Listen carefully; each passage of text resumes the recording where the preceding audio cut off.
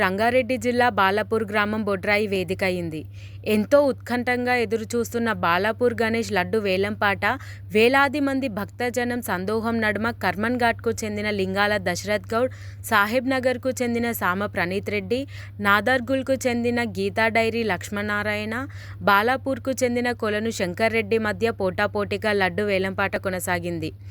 రూ. 1016తో ప్రారంభమైన వేలంపాటలో బాలాపూర్ గ్రామానికి చెందిన బీజేపీ సీనియర్ నాయకుడు కొలన్ శంకర్ రెడ్డికి 30,01,000 రూపాయలకు 21 కిలోల లడ్డును సొంతం చేసుకున్నారు.